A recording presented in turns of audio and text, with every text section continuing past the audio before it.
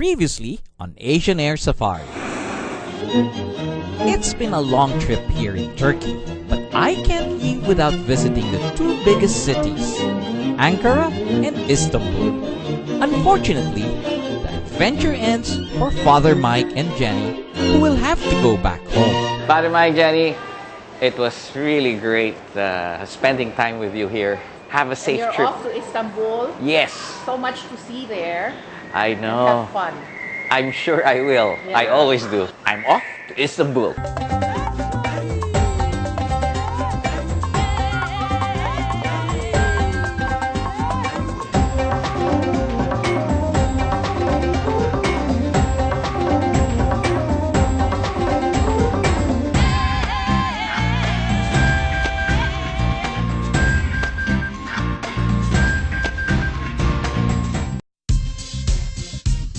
Before I head to Istanbul, I decided to make a quick stop at Ankara. It was another long drive, but it is definitely worth it. After all, Ankara is the capital of Turkey and the second largest city after Istanbul. Centrally located in Anatolia, Ankara is an important commercial and industrial city. It is the center of Turkish government and houses all foreign embassies. It is an important crossroads of trade, strategically located at the center of Turkey's highway and railway networks, and serves as the marketing center for the surrounding agricultural area. This is the Kozalay Square in the center of Ankara. And it almost feels like I'm not in Turkey with all these buildings and fashionable men and women walking around. Today, Ankara is a bustling modern city, but this wasn't the case many years ago. The leader of the Turkish nationalist movement, Mustafa Kemal Atatürk, established the headquarters of his resistance movement in Ankara in 1920. After the War of Independence was won, the Turkish nationalists replaced the Ottoman Empire with the Republic of Turkey on October 29, 1923. A few days earlier, Ankara had officially replaced Istanbul, which was formerly Constantinople, as the new Turkish capital on the 13th of October 1923. And Ankara has been growing ever since. One of the biggest attractions here in Ankara is the Museum of Anatolian Civilizations. Situated at the entrance of the Ankara Castle, it is an old covered bazaar that has been beautifully restored and now houses a unique collection of artwork from the Paleolithic to the Roman period. Best of all, it was rated as the best European museum of the year back in 1997.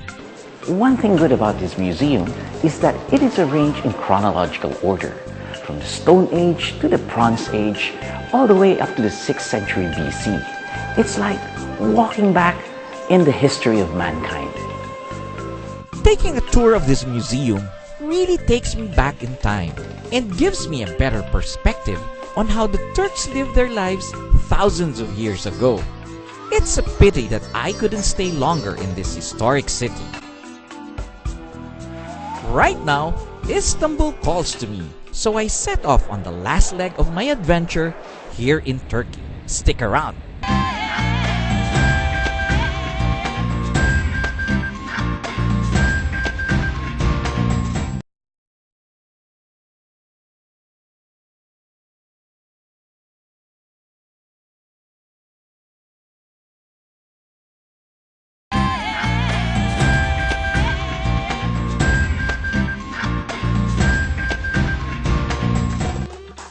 Istanbul is Turkey's most populous city and its cultural and financial center. Located on both sides of the Bosphorus, the narrow strait between the Black Sea and the Marmara Sea, Istanbul bridges Asia and Europe both physically and culturally. Istanbul's population is estimated to be between 12 and 19 million people, making it also one of the largest in Europe and the world. Getting there, we needed to cross the Bosphorus Bridge. This magnificent structure is what connects Istanbul's Asian side to the European side. Beneath us, I could see the Bosphorus Strait in all its glory. But for now, I needed to pay a visit to my old friend Ersan. He arranged everything for us through his travel agency called Orient Tours. Maybe he can give me tips on what to do while I am in Istanbul. I'm happy to be here in Turkey, and I feel bad when you're in Manila. You only stay for a short while. Yes, you're right. But now we spend at least a couple of days, and also delighted to see in Turkey. Well, I enjoyed every single bit of my stay. I enjoyed Mardin. I learned a lot about the history of Mardin. I also enjoyed Urfa. I think Urfa was very nice. Yes. But Cappadocia is where I belong, I think. Yeah, it's fantastic, right? There are horses, there are balloons. Yes. It was like it was made for me. So how do you find this all over? Well, I regret that I have not stayed in Turkey longer. Most probably do it next time. And I regret also for my last visit, I would just go through the city and go. I didn't realize how historical and how beautiful the countryside is. You did Cappadocia, so shall I ask some Cappadocia? Yes, Cappadocia is good. So, what you did in Cappadocia? I think we need a month to stay there. I think doing four-wheel drive around the trails, horseback riding. I didn't realize that you were doing all this business when we first met. I thought you were just a person with a good sense of humor. I started 1963 in this business, and the company Orion is established 1969. Actually, it's a lifetime, long years we spent in this business. Next time we should think of a flying tour with small airplanes. Sure. And we go together, and you can be my passenger. Thank you, thank you. I hope you will have a good time in Istanbul with the sights and so on. After finishing it, hope to get a dinner. Thank you very much. I'm excited to go now. According to Ersan, I needed to start my day in the cultural center of Istanbul called Sultan Ahmet. This is where most of the mosques and museums are located. The mosque and the palaces of Istanbul are world-renowned, not to mention the bazaars and the markets. Upon entering Istanbul, I immediately noticed the towering mosque that surrounded the area. The two biggest mosques are, of course, the Hagia Sophia and the Blue Mosque. They are situated only a few meters from each other, so walking the area seemed like a good idea. Besides, traffic in the Sultan Ahmet area can get really congested due to the many tourists. The Hagia Sophia was once the biggest church in the world. It was converted to a mosque by the Ottomans, and now it is just a museum. The Hagia Sophia is one of the oldest churches in the world. It is amazing that it is still standing today. Part of it is due to its sturdy construction and thick buttresses that flank its sides. Some people may not know that the structure you see today is the third one that was built on this site. The previous two were burned down during the tumultuous time many years before. The Hagia Sophia that we know today was built by Emperor Justinian I. It was so grand that when work was finished, he exclaimed, "I have outdone thee, Solomon." The interior is just as grand. Inside, you will see many reliefs and paintings that clearly indicate the interreligious life here in Turkey. There are massive paintings of angels and the Virgin Mary, and right beside them are grand symbols of Allah. Just across the plaza is the Sultan Ahmet Mosque, or Blue Mosque as it is more popularly known. This is the Blue Mosque. It's not actually blue, but inside it are blue tiles and blue decorations. It was built between 1609 and 1616 during the rule of Ahmed I. Like many other mosques, it also comprises a tomb of the founder, a madrasa, and a hospice. Unlike the Hagia Sophia, the Blue Mosque is still used as a place of worship. The Sultan Ahmed Mosque has also become a popular tourist attraction. You may notice that the two mosques look similar in nature. There is, however, one distinct difference. The Hagia Sophia only has 4 minarets, while the Blue Mosque has 6. Some historians believe that since the Blue Mosque was built later than the Hagia Sophia, the architects purposely put 2 more minarets as a sign of superiority. The most important element in the interior of the mosque is the mihrab, which is made of finely carved and sculptured marble, with a stalactite niche and a double inscriptive panel above it. The adjacent walls are also covered in blue ceramic tiles. This is where the mosque got its famous moniker.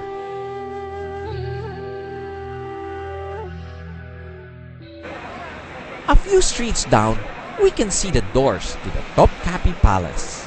We're here at the Topkapi Palace, where the whole Ottoman Empire was ruled for almost 400 years.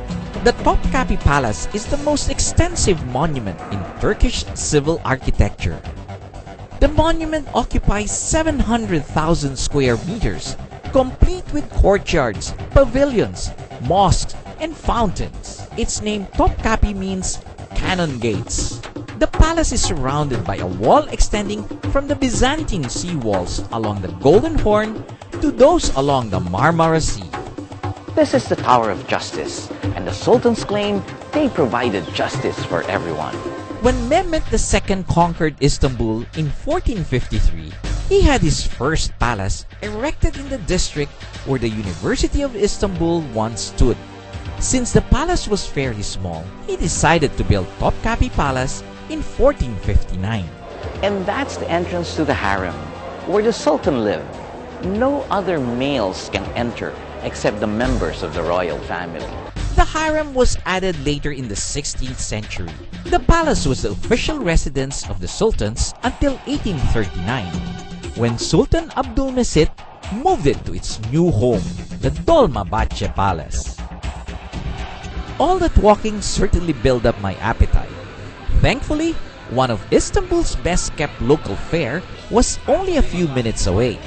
Located in the waterfront of Eminönü lies a few golden boats bobbing around in the water. These boats are actually floating grills, and what they grill are mackerel. This tasty sandwich is fondly called by the locals as balik ekmek, or fish and bread. Very interesting lunch, something different from what we've been having the whole trip. The concept is simple. They take the fish, grill it to perfection, stuff it in the bread, and add some onions and tomatoes. Everyone here seems to be dressed for the occasion. You won't believe how many people flock here to have one of these sandwiches. Very different from the usual kebab. It is best eaten with a dash of lemon juice and a glass of pickled vegetables. Now that my stomach is happy, I can get ready for my last day in Turkey tomorrow. What better way to end my adventure than to fly around Istanbul in a cirrus? All that and more, only here on Asian Air Safari.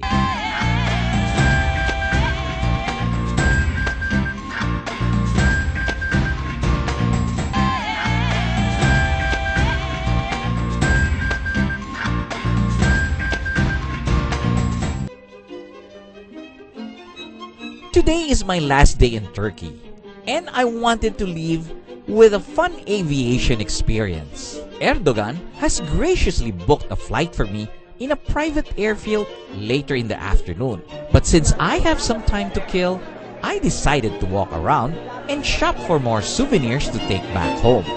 In every place that I go, I make it a point to visit the market. Here in Turkey, it can't get any better than the Grand Bazaar. The Grand Bazaar, or the Kapali Karsi, was built in 1461 by Mehmet II.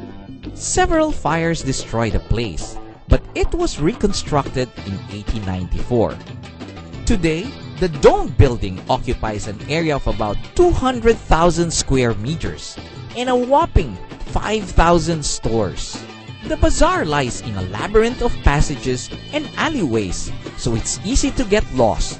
It's a good thing that items that are sold here are arranged by kind of wares. From clothes, leather jackets, to tiny trinkets, you can find it all here.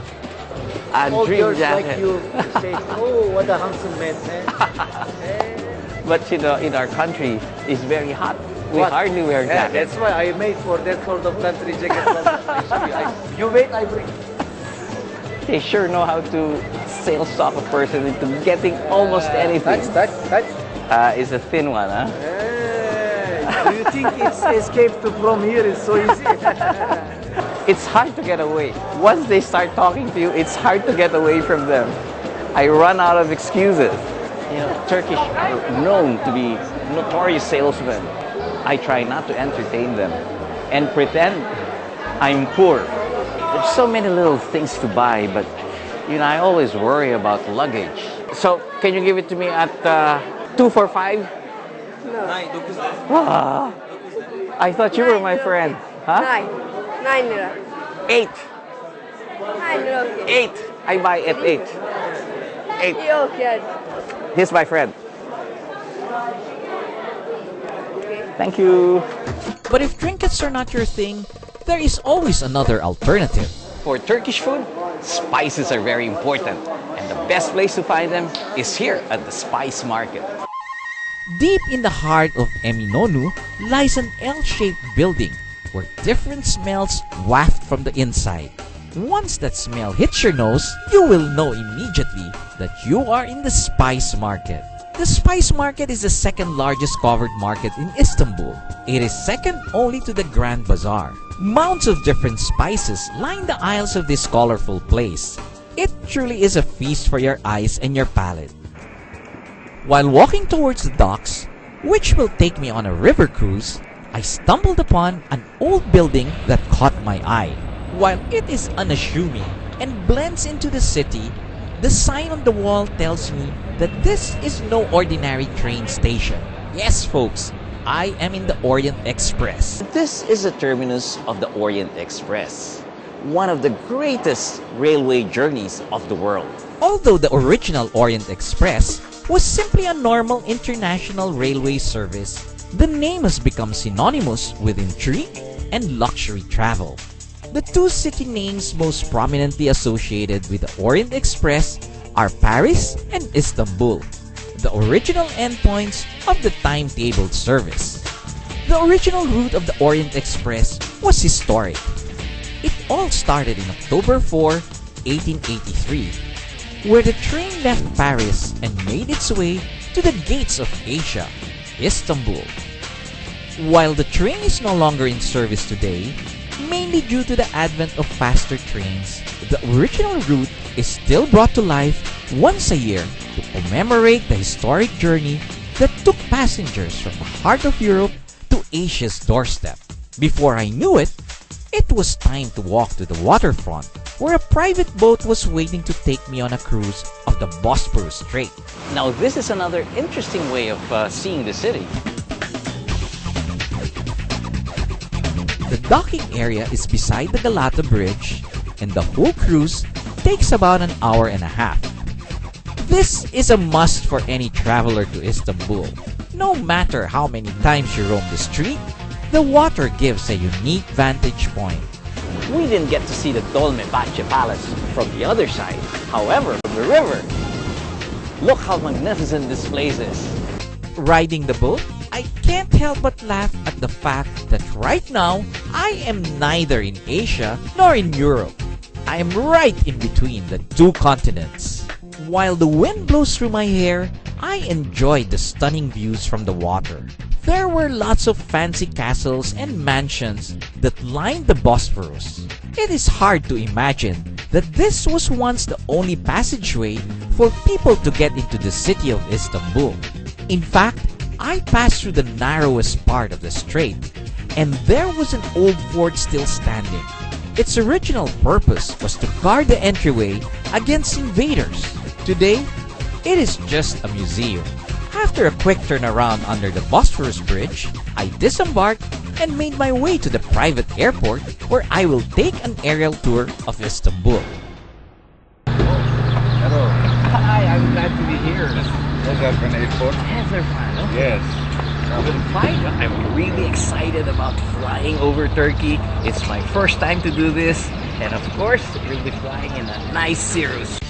The airport was very quaint, almost like a small group of friends who decided to put up a flying club. There was even a clubhouse where people can watch planes taking off. It's a short walk down the runway, and the Cirrus was waiting for me. So it's nice to be flying a Tango Charlie aircraft, and I'm very lucky because he owns the airstrip and he's going to fly me in his airplane. Can you beat that? And he has a heart of a lion because he's brave enough to let me fly on the left seat.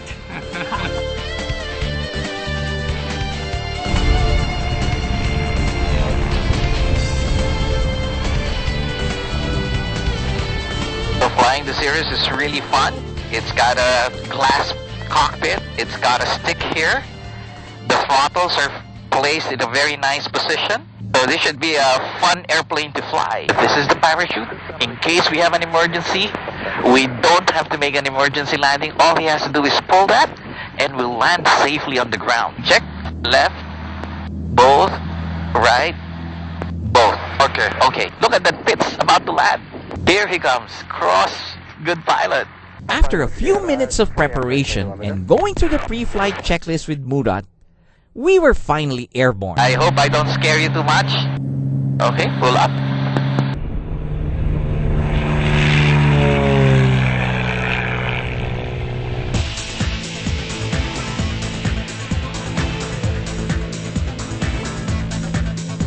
Very nice landscape here in Turkey. What an experience! I saw all the places I'd been to over the past few days. From the Bosphorus Bridge to the Grand Mosque, all look so different from the air. So we're heading back to the Strip. That was a good flight. We've been able to do sightseeing of the whole city of Istanbul in just a couple of minutes. This is Strip. Okay, that's our base. We flew for an hour, but it felt like only a few minutes. The next thing I knew, we were coming in for a landing.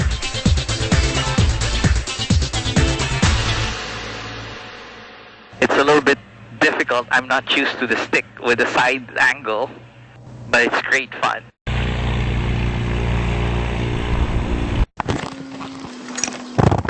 Thank you very much. Okay, I well, really enjoy. I hope you can come and visit me and we fly together in the Philippines. this very pilot.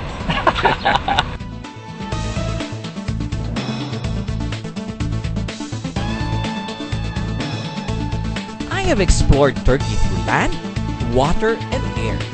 One thing is for sure, Turkey has no shortage of beauty surrounding it. The people are very friendly, and the vibe is very much like home. Warm smiles greet you everywhere you go, which makes it hard for me to leave. I met a lot of new friends and reconnected with some old ones as well. Even though I took a tour of most of Turkey, it's the kind of place that changes every time you come back. There is always something new to see here. And with friends like Ismail, Erdogan, and Ersan waiting for me, I am sure that this will not be my last time in Turkey. Until next time. This has been your captain, Joy Roa. See you in our next Asian Air Safari. Reklam ice cream show. Hop! Hop! Reklam. Check ice cream.